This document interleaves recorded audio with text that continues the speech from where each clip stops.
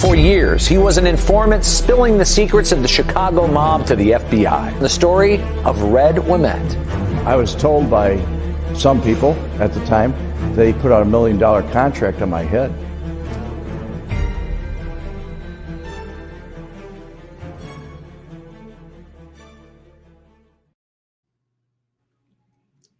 Hey, folks, it's the after show, After My Vlog with Adam Flowers. And I see we have some of the same people back. That's great. Bobby Bag of Donuts. Yes. Holman Sanders. Chris Woods. Bobby Bag of Donuts has a saying, don't go away mad, just go away. And we used to say that all the time in Chicago. Don't go away, man, just go away. Wasn't that a song? Could have been, yeah. Like that, hello again, hello. Just called to say hello.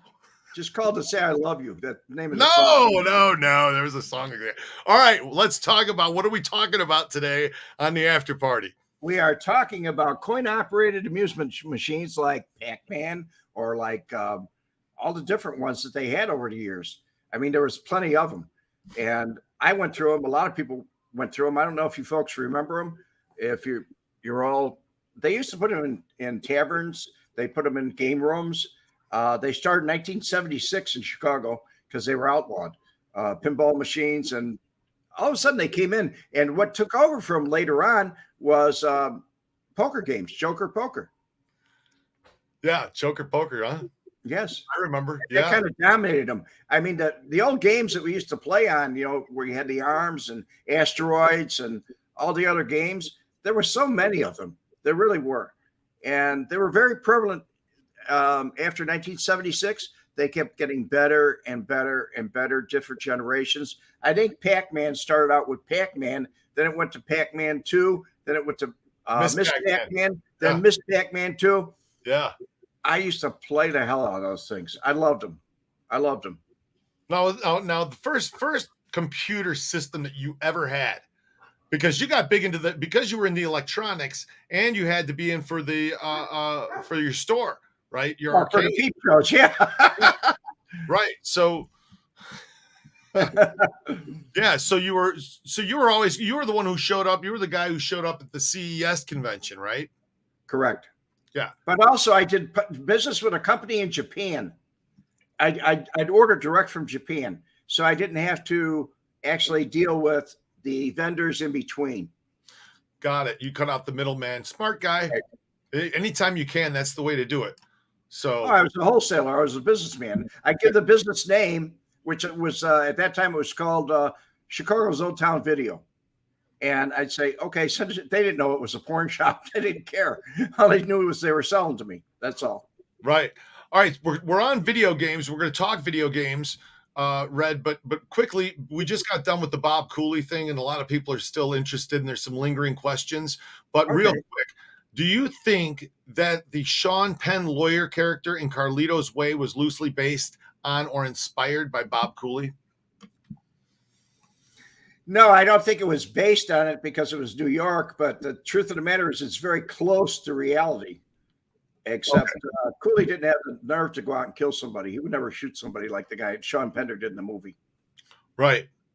Cooley he wouldn't pull a trigger on anybody. So, and I've never seen Carlito's Way, Ryan, so I wouldn't know if Sean Penn, that character. In the movie, Sean Penn kills one of the capos or whatever that's in prison. He gave him $1 million. He spent $1 million and he never helped the guy.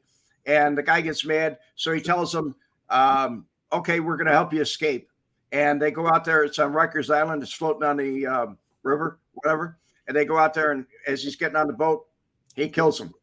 He lets him hang on a buoy. He leaves him out there. If I saw it, it was a long time ago. But I remember a few movies I saw with Sean Penn. Speaking of Sean Penn, Sean Pender. Hey, Adam, Red. Hey, Red. You didn't say hey, Adam. You said hey, Red. I am in northern Wisconsin right now. Several bars establishments have poker and slot machines still. Do you think Chicago has a hand in the revenue? I'm quite sure they do. Now, when you say poker and slot machines, because when I was in Calumet He City, means Joker poker. He means Joker poker. no. When I was a kid, they had the machines in the bars in Calumet City, okay? And they said for amusement only. There was a picture, a piece of paper taped onto the machine, written with a Sharpie, for amusement only. And I remember saying to my dad, why is it amusement only? Why are they putting all that money into it, Because the bartender pays you. Well, yeah. Well, I was explaining that. And I went, oh, see. And then the pinball machine in the corner, right? These guys they'd slam on that pinball machine for hours, right? When they weren't playing on the pool table, somebody was always on that pinball machine. And I remember as a kid, the big deal was who had the high score. Who had the high score in there? Because they were all I was terrible. I put on my Miss Pac-Man 2, or my Miss Pac-Man 2, I put the first three names on the top were red. I used to play that thing for so many hours that when I got through, I was shaking all over. But nobody could get my scores. Man, that's how I am with the damn VR, man. Right now, I play these zombie games where I'm running around shooting zombies. Dude, as my adrenaline gets going, everything gets Anyway, all right. So back, I'm on my third cup of coffee, everybody. Just so you know, right? I'm puking up cards earlier. We're cracking jokes. What's going on today? Rick Charlton, our first home game was Pong, 2 lines and a white spot. That's right. That's right. I had Pong. You did. Okay. Go back and forth. You did it back and forth. Was that before the Commodore 64? No, it was in the Commodore. It was in the Commodore. They had the paddles 20. on it. It was in the Commodore 20. Commodore 64, the VIC 20. The VIC 20. Right. Okay. We had Pong in that thing. It was made by Commodore, though. The VIC was made by Commodore. Wasn't Pong its own thing, though? I think it was. It was the original game, and then they went off of that and started making other games. But Pong was it was like the first, I think. If I'm not mistaken, it's the first one I remember. And it was very simple. You just hit the ball back and forth. When I was in high school in Blue Island, faster and faster. There were poker machines in every bar and the VFW, the Elks Club, and the American Legion. Yeah, they were. As I remember a lot in the bars in Cal City. I don't know if the VFW, the American Legion. I don't know if I remember the being in there, but definitely in the bars. So, you know what the deal was on that, Adam? Is they come in, they put the jukebox in, and then they pay for your liquor license. Yeah, and they just take the money out. Yeah. It was a game, but then all of a sudden they put the game in there. They split the cash with you and everything else. So the Joker poker, they split right down the middle. Is that what the deal was? Was it a 50-50 split with the house? I would never let them put them in, and I never bought it myself. They brought too much heat down. I believe that there was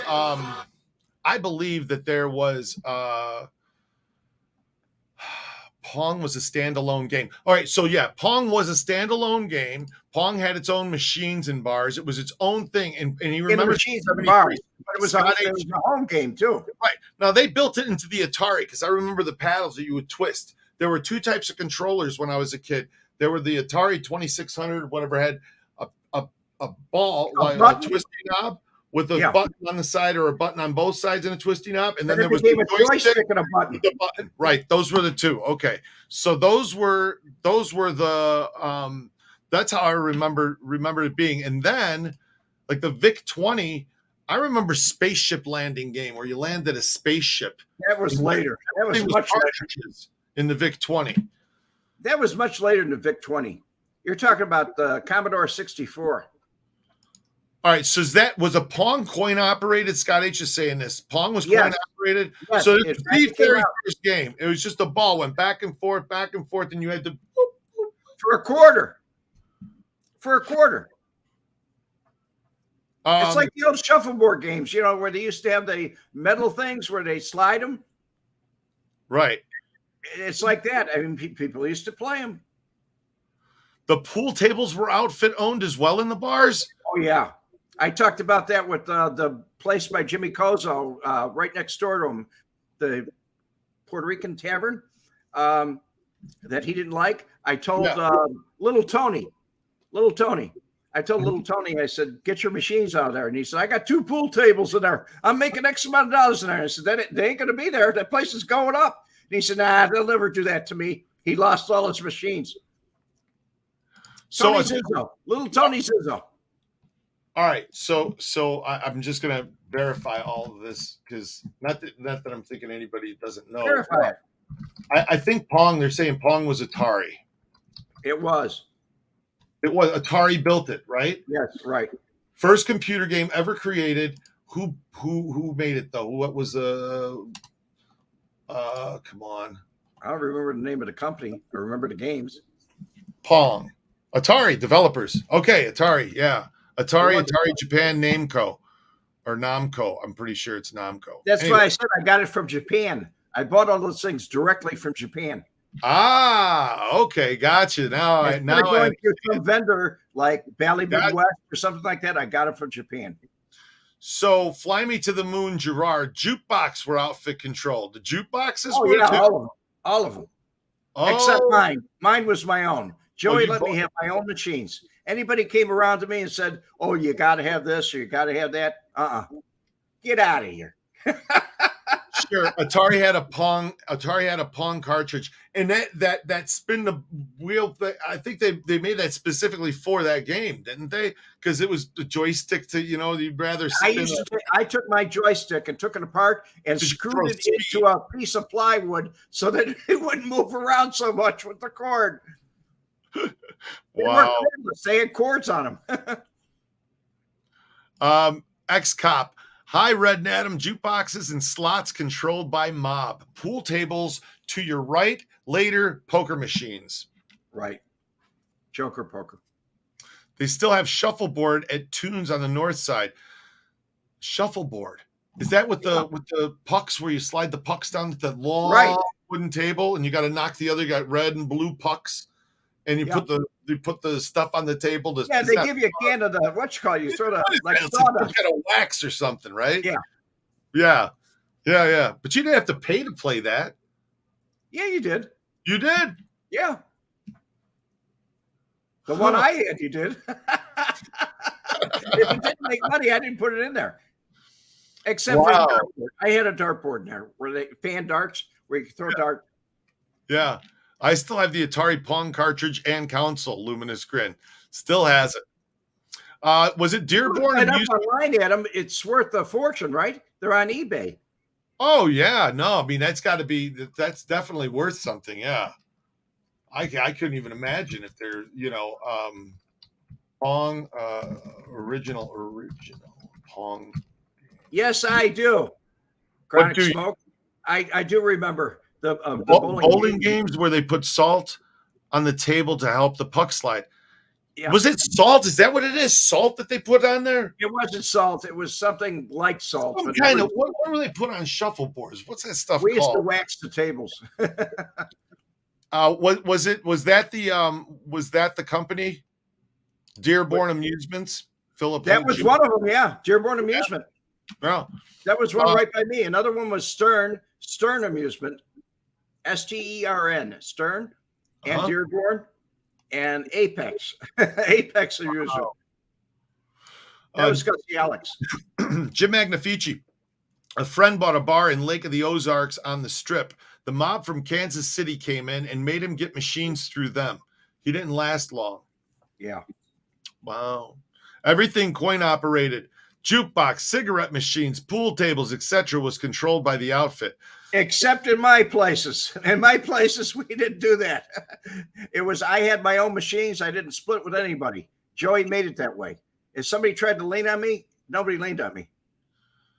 That's so. I grew up with a kid in school. I'm not going to say his name, just in case he's watching, and I wouldn't want to ever suggest anything, but that's not true. But when I was a kid, there was this kid, he had like the nicest stereo system in his room. And I just remember his dad, he made his money because on the weekends he helped his dad. Now I helped my dad too, right? I'd go around and help my dad fix the air conditioners and all this, that, but I didn't get paid, right? None of us did, Adam. None of us did. No, right? That's how I thought it worked. I thought you just have to go along and help. Go pull the weeds in front of the apartment building while I, clean the drain out in the thing or fix the sink or the dryer or the whatever the hell we had to fix that day. So, or unplug. And, God. Anyway, this kid, though, he got paid. And you know what his job was? They're going around restocking those soda machines. His dad said, I hated it. I had empty the coins out of it. Empty the coins and put the cans of soda back in there. Now I'm thinking about it going, what? Yeah, I mean, it's, what do you have to do? Adam, I had a Pepsi machine. I had a Pepsi machine. Down on the street, out on the street, 24 hours, there was an RC machine, RC Cola, and they had Coke machines everywhere. Nobody had a Pepsi machine but me. In the beginning, I put Pepsi in there, 7-Up in there, root beer, everything, and the Pepsi was selling out, but nothing else was selling. So I wound up putting 6 columns of Pepsi. I used to fill the thing with Pepsi, and I kept raising the price. And then over machines that had more of one thing than another. Yeah, I remember that. And mine was just all one thing, Pepsi. And I had to fill the thing every day. Every day that had to be filled. Wow. You sold that much, huh? Oh, I sold a lot of Pepsi. Okay, so I guess I'm looking here. It is a table wax. It's a shuffleboard. It's not talcum powder, Sean. I'm looking at a can of this on It's Amazon. a can. It's a cylindrical can. You just shake it out. Sun Glow Speed 1 Super Glide Wax Shuffleboard Table Powder Wax 16-ounce can, a shuffleboard sweep bundle option for those with many shuffleboards. Hey, everybody. It's good to see you in the room. Casey Dirt. What is it? Casey Wood says it was sawdust. We call it Parmesan cheese. I did the same thing. I said, get the Parmesan because it was in a canister like Parmesan cheese. Yeah. No kidding. I used to go to work on those machines and collect money with a friend of mine in the Ozarks. His uncle owned the company. Interesting. Yay! Gianni Russo invented Pong after Frank and Tony slapped him back and forth in his club. We're never going to get over Gianni Russo. So let's see. They're about 20 feet long. Oh, those shuffleboards are. Shuffleboard bowling. Yes. So Michael Graham's got a question here. Red, did I ever need a court case fixed, especially with my joint on Wall Street? Yes, quite often. It went before J.J. O'Donnell on LaSalle Street. And J.J. got his envelope, and my guys were never found guilty, period. Red, do you remember G.O.F. Mueller Company in Blue Island? They did cigarette machines and pool tables. The two brothers that owned it shot each other. No, I don't remember. It sounds like it's after my day. Misty, I remember Mueller. They blew up his porch too. Red doesn't remember it, Misty, but Fly Me to the Moon Gerard does. So they blew up his porch too. I've never even heard about this. Never heard of this company. It was probably an independent. That's awesome. So Red, did you have a Tandy? Because what'd you have first? It was Commodore 64, VIC 20, then Commodore 64. Did you have a Tandy? My first one was a Tandy. I got it from Heath Kits or whatever. They started Radio Shack. Okay. They started Radio Shack, and that was a Tandy product. That was like their generic name for whatever they had. If it was Tandy, it came from a Radio Shack. Joey Chicago. I went to school in Dalton when I was growing up, and also in Calumet City. I attended TF Dalton. In Dalton, I attended St. Paul, which was a Lutheran school. And yeah, so the Atom computer predated that. Slapsy Maxi. There was an Atom computer? I didn't know about that one. Yeah. I didn't know about the Atom. Okay. Colco Atom is a home computer and expansion device for the ColeVision, released in 1983 by American toy and video game manufacturer Colco. It was an attempt to follow the success of the company's ColeVision video game console. The Atom You was said not it right there. Was. It was not very successful, partly because of early production problems, and it was discontinued in 1985. It's worth today. It'd be worth $1,970 in today's money. Wow. Is what you'd be paying for it new. So the TRS 80. I remember those. Great. The TRS 80 computer. TRS. It was had a tape deck on it. Launched in 1977. It had a tape deck on it. I had one. It was a microcomputer system. Right. That's the one I started with, Adam. I told you I started with a TRS. Ah, got it now. Okay. Tandy. Wow. Manufacturer Tandy. Got it. Okay. All right. So let's see. Cole made the Atom. The printer, computer, data drives were all linked together. One failed, they all failed. Oh, geez. That wouldn't be good, huh?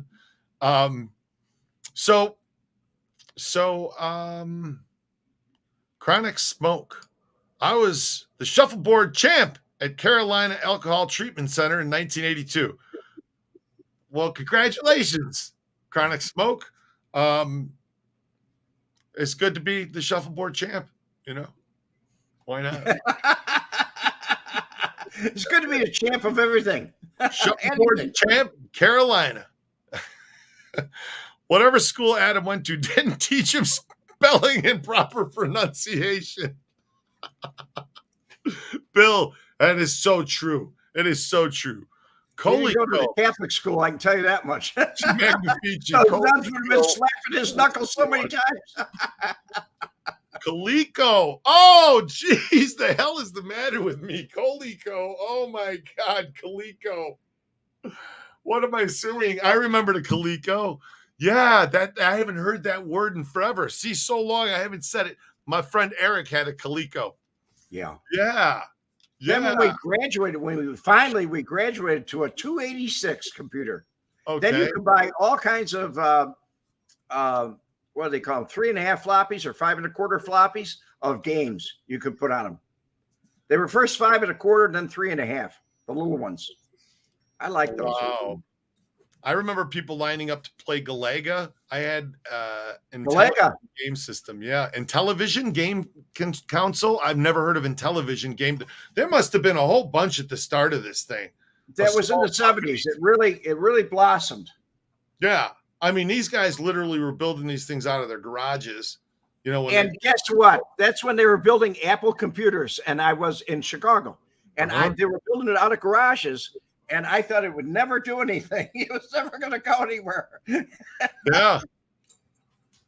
Joey Chicago, the outfit had many ways of making money in bars, etc. Everything from jukeboxes to lingerie shows.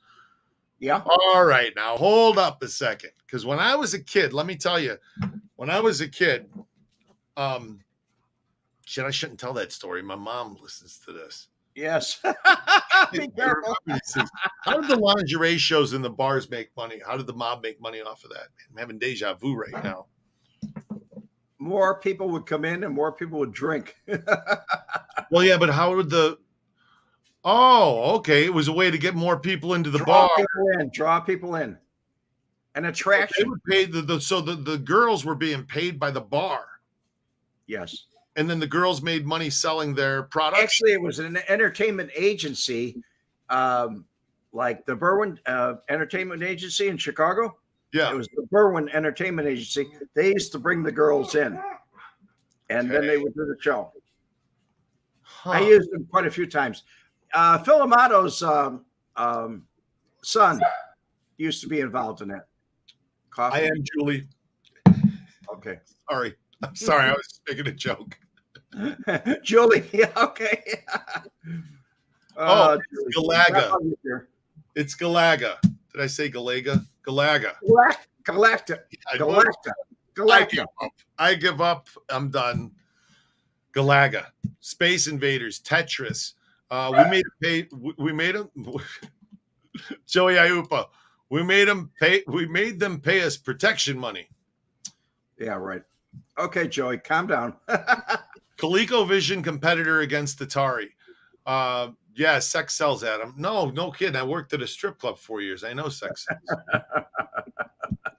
You know, there. Oh, yeah. That's why the B Girls joint, Scott H. What's that? Yeah, that's the B Girl joints. Yeah. B Girl joints. Buy the lady drinks. Spend the money. Yeah, all right, makes sense. So the lingerie shows were a way to have strippers without actually stripping. They sold raffle tickets, etc. Got tipped. Okay, so here's what my story was. When I was a kid, my dad, he took me up to this bar. It's called Bagley's in Calumet City. And we're in Bagley's. Bagley's? Huh? Bagley's? Bagley's. Yeah, Bagleys? Yeah, Bagley's. Yeah, I remember the place. You remember Bagley's? Yeah. Okay, so we're in Bagley's. And this was really cool. At the time I was in there, in the era I was going in there, I was a kid. And I was the only kid in the place. Okay. But my dad had to fix the coolers and stuff. So, you know, and I came along with him to help him. And then after he's done fixing the cooler, then it's sit in the corner. But after they kind of got used to me being there, after a few visits fixing things, then he just like, we got done with work, cleaning the apartment building. We'd stop at Bagley's and he'd have a few beers.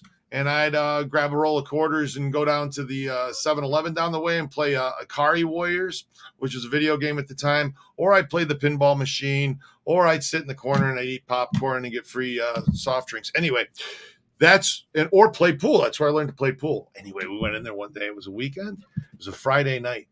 And and they had a lingerie show in there. Now, this was little Adam's first, first hey. A little Johnny joke. You know what I mean, right? Exactly. So and I'll never forget this because the girls, there were two girls. I remember they went to the ladies' room and they changed and then they came out, they're walking around selling raffle tickets to the guys, like you guys are saying. I remember all that, selling raffle tickets. And I remember them raffling off different things. And I remember them selling stuff. You take this home to your wife, kind of, this stuff. Right.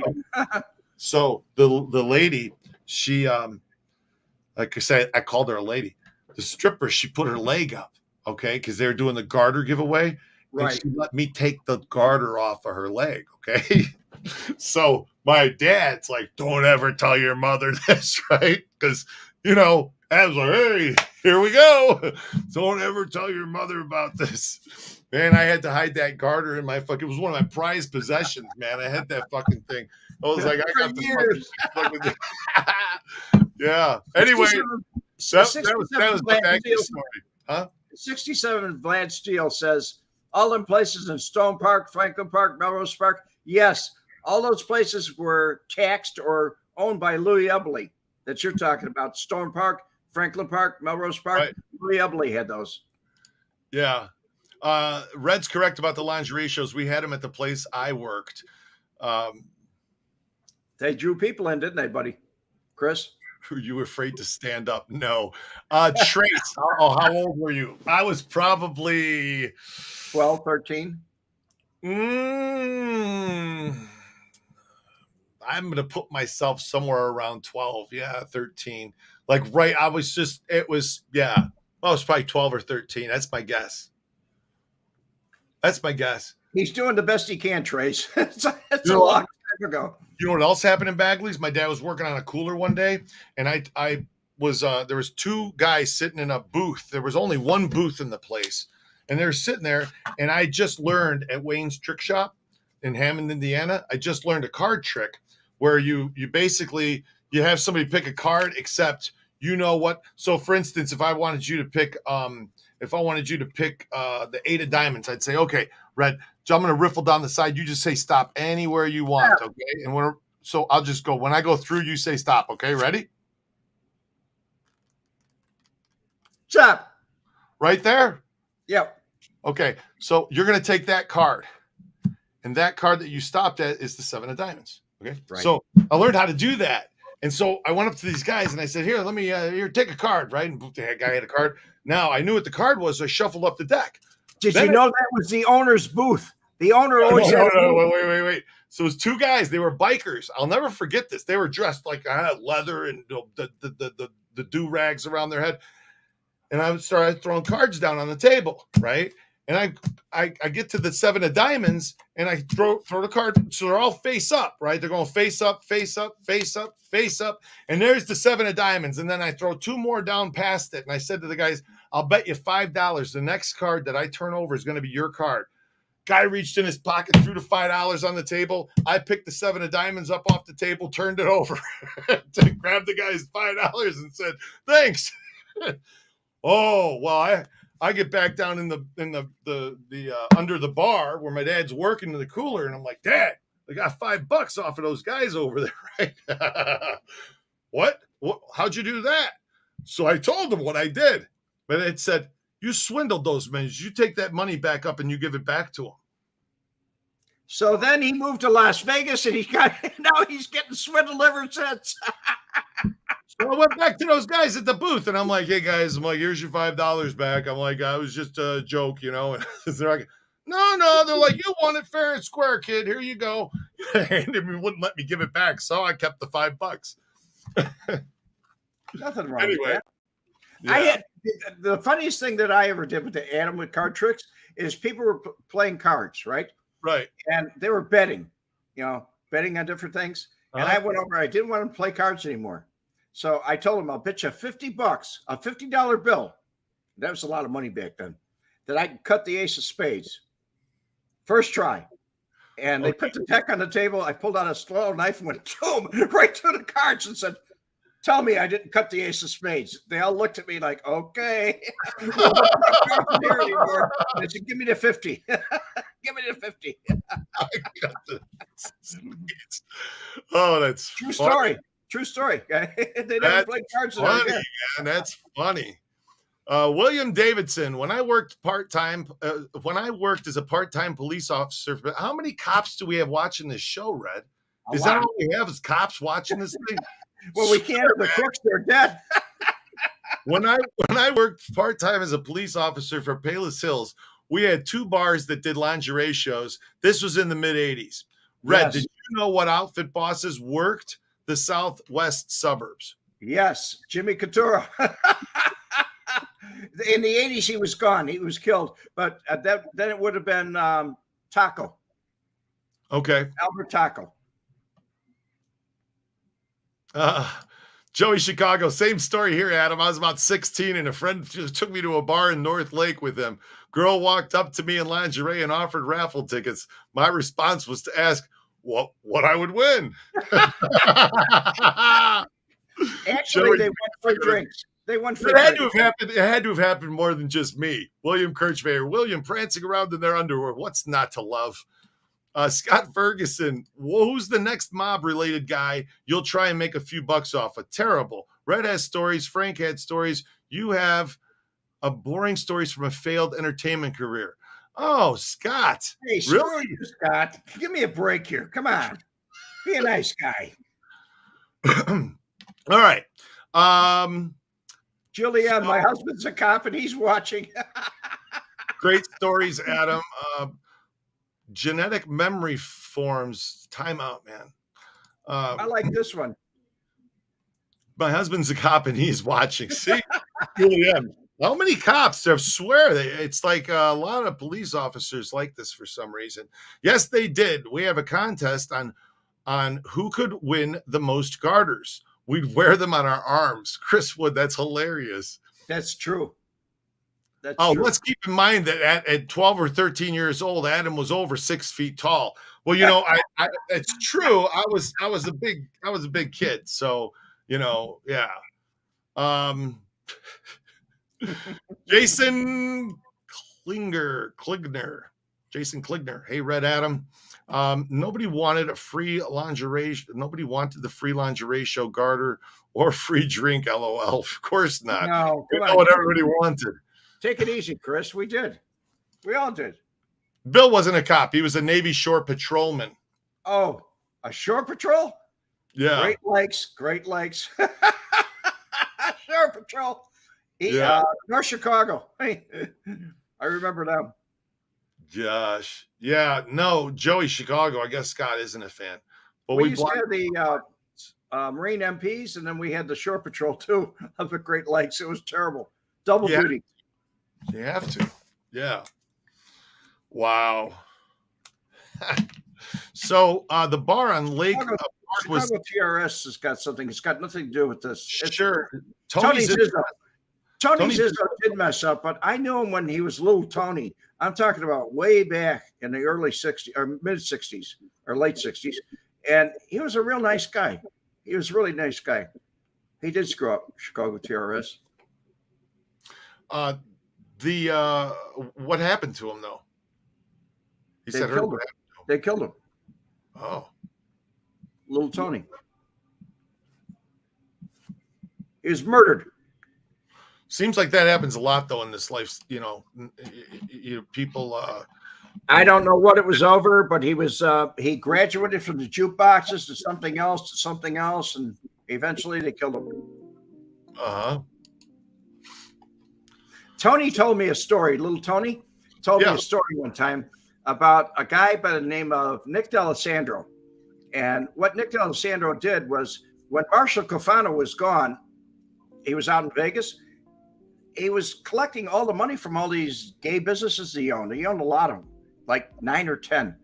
And he also owned a pizza parlor that was Skippy's, his son, Skippy's Pizza.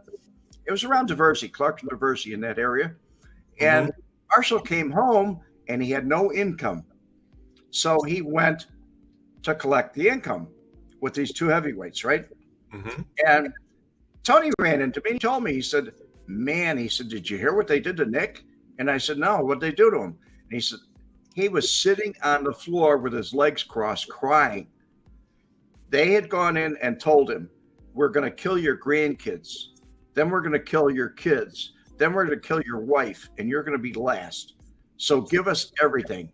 He had to give up the malls that he owned. He had to give up everything and leave town. And he went to Palm Springs after that. Nick was gone. That was it. So Tony and I were talking, but Tony was graduating up the ladder, and he knew I was connected. He knew I was with Lombardo.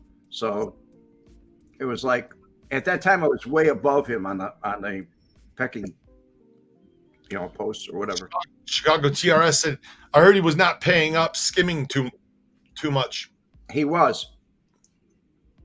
Yeah. He didn't pay anything to Marshall. He owed Marshall money. He owed him millions. Jeez. They just took all his property. It's like Louis Wolf. The same thing happened to him, gambling debts. They took all his property. Bobby Womack, here a little late, but question, Red, did the Chicago guys have machine businesses up in Milwaukee? Yes. They did. Yes. So they had them all throughout the place. It wasn't just the video game machines, the pinball machines, the pool tables. That's right. You had to pay on the pool tables, shuffleboard tables. But you had to get them from Chicago. They didn't make them in Milwaukee. The only thing that was in Milwaukee was Brunswick for bowling alleys. Yeah, right. Everything came out of Bally Midwest. Bally Midwest in Brunswick. Wasn't Brunswick out of Maine? They had a Brunswick factory in Milwaukee. They had a Brunswick factory in Milwaukee back at the time. But all your amusement machines came out of Bally Midwest. Okay. Which is over on Sangamon Boulevard. Belmont and Sangamon. Got it. Am I talking? Wasn't just those the games though, but there was also the cigarette machines. You had the soda vending machines, everything. Well, cigarette machines came from. They had cigarette machines, but that was also Zenith vending. They had cigarette machines. They were people that bought them, and then they would put them into your places. But Zenith vending was its own company. It was outfit owned. I just didn't use them. I bought my own machines. I had a national cigarette machine. That was a national. It was mechanical, not electric. And I liked it because it was easy to use, cheap. It never broke down. And it made a lot of money. Okay. So I guess we're going to have to explain this. Genetic Memory Foams is out of timeout. Red Wemette, don't you think it's a little bit hypocritical to promote and glorify criminals and gangsters, but when we call out the police, you time me out? I thought this channel was pro-criminal. Well, it's pro-history. It's not. Yeah. It's not. It's not pro-criminal. It's not pro-police officer. It's pro-history. Documenting being timed out. I don't know exactly what was said to time you out, but I don't glorify the mob. I don't glorify. I really glorify the cops. I really do, because they do a thankless job. I mean, it's totally thankless. Nobody thanks the police officers. Really, they go out and put their lives on the line, and there is no thanks. You don't get a thanks.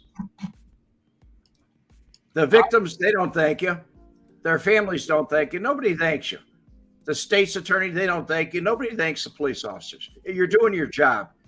And really, it's a crap job. It really is. Yeah, genetic memory farms.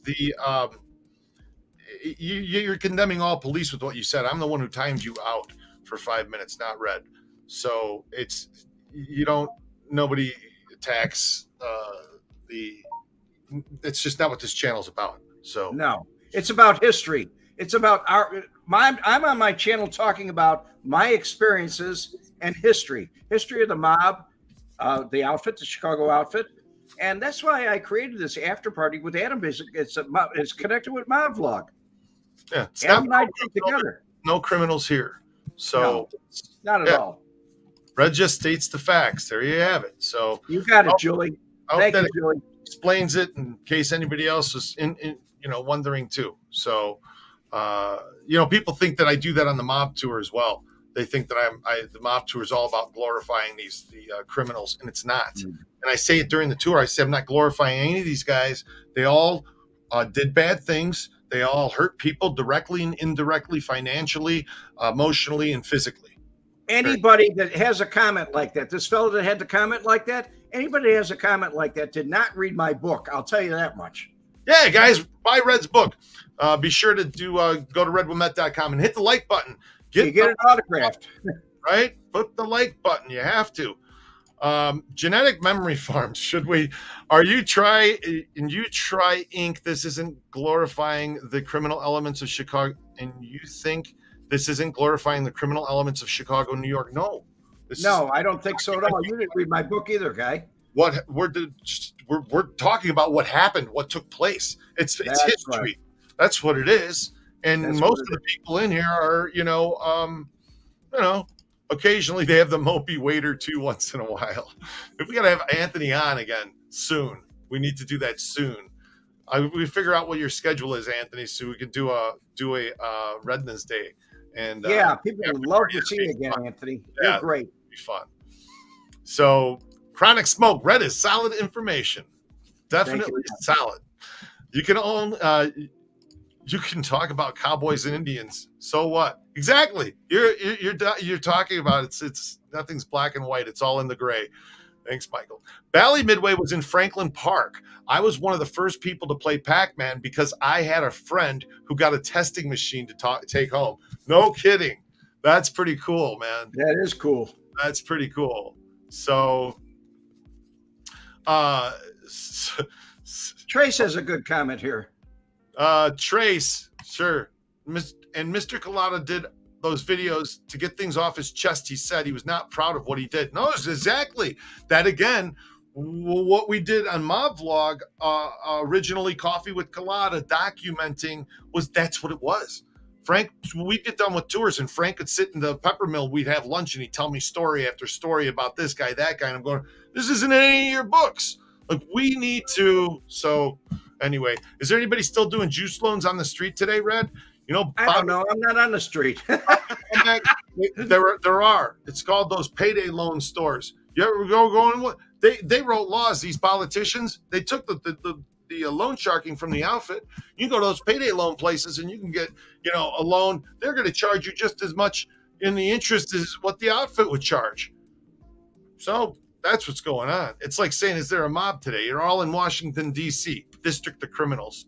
Okay, Michael Graham. This is a bit off topic, but Why don't you get along with Scott Jennings? Tell us not about at Scott all. Jennings. Not at all. Not at all. Major fights. As a matter of fact, I did a throwdown with. I'd had an argument. He came to me. He was picking up tapes that were at my house, and he slipped in and he said, "What are you hanging around with all these whores for?" And criminal elements. And I said, "What do you think I'm going to find? People in church? I mean, give me a break here. What do you think I'm doing?"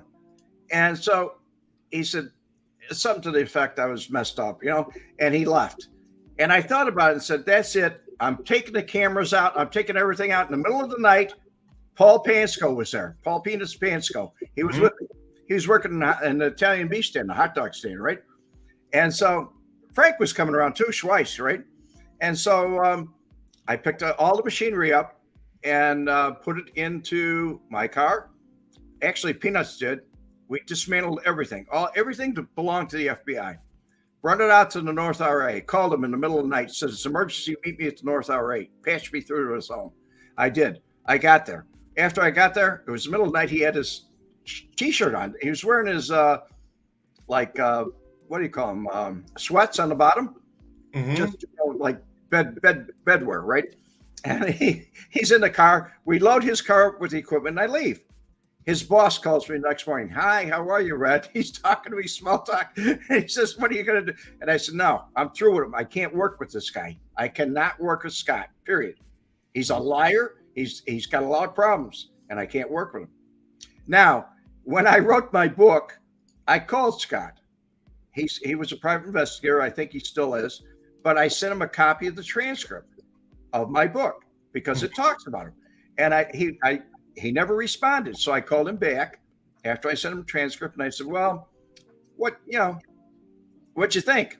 And he said, well, I saw things differently, Red. I saw things very differently. And I said, well, do me a favor. Tell me what they are. I'll make corrections in the book. Just send them an email to me and I'll take care of it. And he said, well, I don't know about that. He said, I guess your memory's better than mine. Click. And that's the last I heard of him. Oh, so that's a good answer as to why you don't get along with him. That FBI agent I don't get along with at all. Yeah. So, Red, earlier in the talk, in the hour previously, Rick. Wait a second. While you're doing that, you mentioned it before, so I'm going to put it up again. I'm signing these. Adam and I, he'll be selling them on his channel about Mob Vlog. But there's a picture of it again, and they'll be autographed. You can see my autograph. I got to get them out to Adam so he'll have his autograph on them. But that's what they look like anyway. Yeah, and you can get them in the photo. Memento. When I was out in Vegas. So you can call out politicians and paint them with a broad brush, but not cops. Hypocritical. Unsubscribe. Bye-bye. We had a slush fund aboard ship 5 for 10, 10 for 20. We had a slush fund aboard ship 5 for 10, 10 for 20. Oh, that's when you borrowed money. 5 for 10, 10 for, yeah. If you borrowed 5, you had to pay back 10. You borrowed 10, you had to pay back 20. Uh-huh. We all did that. Marines did it too. I wasn't looking at the comments for a minute, so I had to. Rick said, "Nice photo, fellas." Yeah, we're gonna put it on Mobmento. I have to get that on the website. So if you guys want a personalized one, you can go to Mobmento. It's also on the Wheel of Deal. Or you can win it on the Wheel of Deal. Right. We may have 3 winners next week. Who knows? Bobby, cool. All right, so is that Las Vegas sign in the middle of a highway? Scott H. Yes. Hey, yeah, it is. Didn't I take you past it when you were in town? I thought we did. Maybe we didn't. I thought we did though. Anyway, next time you're here, Scott, we will. You want one, William Davidson? You'll be able to get one. So, but all right. But earlier in the show, Rick Charlton, he asked about the Guardian Angel Cathedral, which I have to write you back. I'm looking at the email right now, Rick, And but I want to show you guys this. You got to see this too, Red. Okay, and this is what the Okay. guy said about this. We talked about it before, though.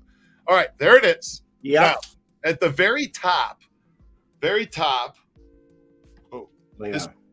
right up here at the top, Lay above down. the guardian angel, which for a long time we said this was the ascension of Christ, but it's not. It's supposed to be a guardian angel, and it even has wings. Do you see the wings?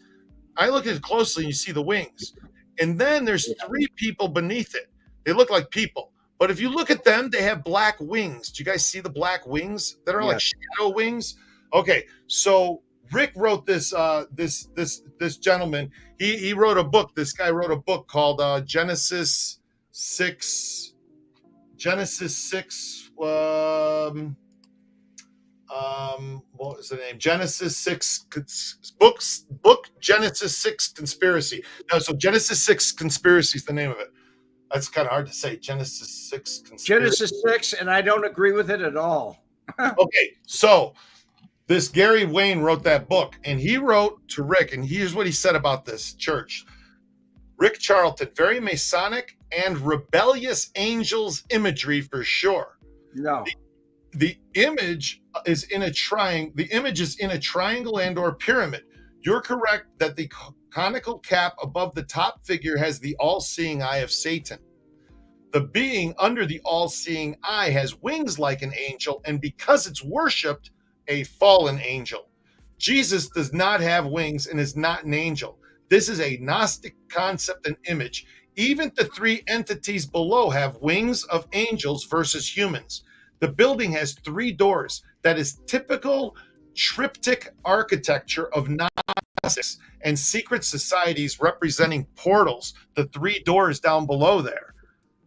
What do you think of that, Red? I think bull, because the truth of the matter is it's a Masonic, and if you were a Mason, you'd know.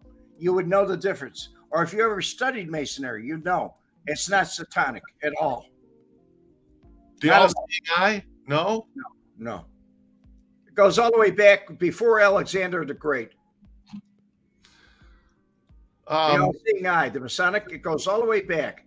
It's a fraternity, and it's not at all like it's described. People tear it apart all the time. I have a friend, used to have a friend, who used to tear apart all the time. He used to tell me, "Oh, this means this." I said, "Did you go to any lodge meetings? Where'd you learn this?" "Oh, I read it somewhere on the net." Okay. Right. That was somebody's opinion. That's all. What? Can you zoom in closer, Trace? I can't. I tried. Here's a good question for you. Spirit of the Justice Sigma. Are you a traveling man, Red? I used to be. Blue Lodge. Blue Lodge. Blue Lodge. What does that mean? Are you guys talking? He'll know what I mean. He'll know what I mean. Talking your secret language now, right? Right. Carnival language. You know, Carney said only a Mason would know. Are you a traveling man? I've traveled to the east. How far to the east? I see a skull at the bottom left. What? Oh, come on. Bottom left, a skull. You see a skull, Anthony? On the bottom left of that picture, a skull. I gotta make this damn thing bigger. I need to zoom in on that. I'm gonna cut it. Let me crop that picture in a little bit. And you are right, Scott H. Definitely right. I see symbology. It's important to Masons. Bobby Right. Bag of Donuts. I'm in Blue Lodge too, Red. Okay, buddy. You know. Where is that photo of that? Is it on the internet? Yeah, Trace. It's called it's called the Guardian Angel Cathedral. You can yeah. There's a band called 3 Doors Down. The 3 Doors. Let's make a deal. William Kirchmayer. 3 Doors. I don't know what that means about the portals though. At the thigh of the main angel, the center angel at the thigh, a skull at the thigh. You know, I haven't had this is the first time in years, Adam. I have not had somebody ask me if I was a traveling man. Really? It's been years since somebody said, "Are you a traveling man?" Wow. I've asked other people that, and they said, "What do you mean?" So you know they're not involved. All right. Gary Wayne's a Bible scholar. He says not Masons are bad, Not all masons are bad, is what I mean. but the higher you go, the more secretive it gets. That is correct. That is correct. When you get into Scottish rites and you get into Shriners, by that time you've got so much to remember. You have to recite all this. And if you don't recite it properly, you don't elevate. That's all. I still don't see the skull. I'm looking at this and I don't see the skull in the thigh. All right, Red, did you ever eat at Hoagie's? I never did eat at Hoagie's Pub. I was too busy working, guy. I'm sorry. Most of the founding fathers were Masons. Yeah, yes, all of them. All seeing eye ended up on the They were all Masons. You go through every president of the United States, and they were all Masons, starting with Washington. Go all the way up through Kennedy. Kennedy was also Knights of Columbus and a Mason. Wasn't Bush part of that?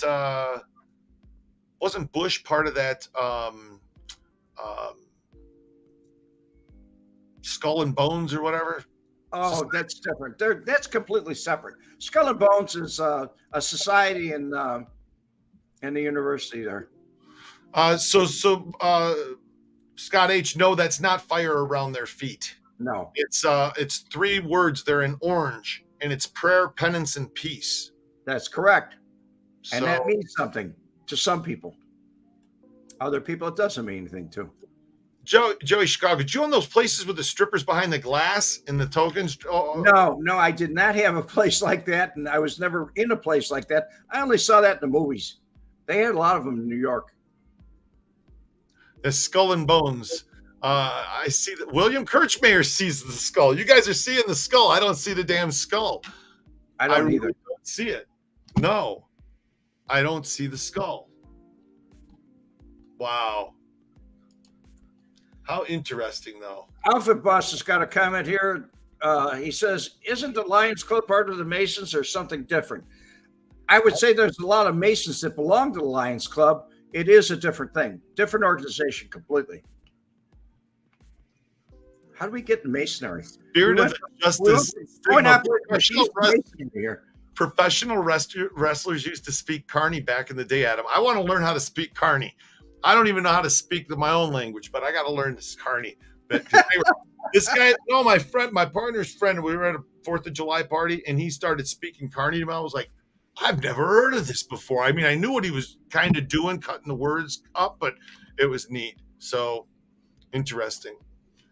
It depends on which Carney, because at different carnivals, B&G carnivals used to, when I was a kid, I think I wrote about it in my book about B&G carnivals, but they had their own language. Other carnivals had different languages.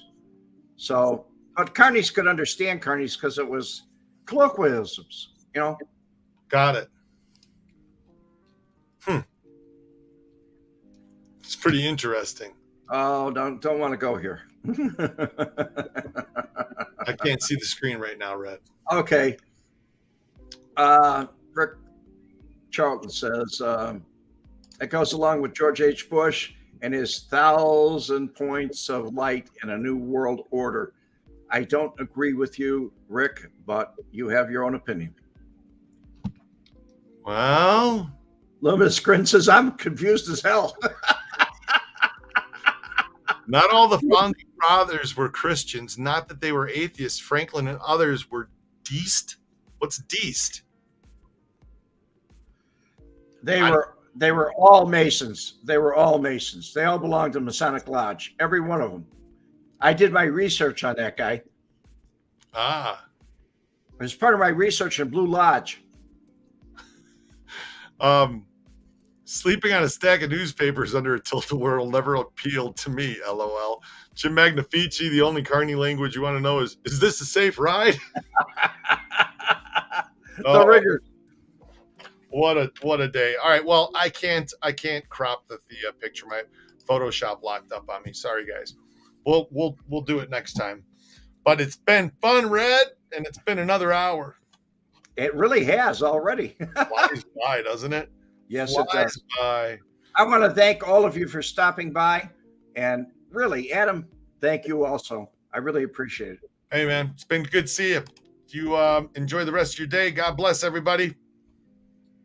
And Have a good day. For years, he was an informant spilling the secrets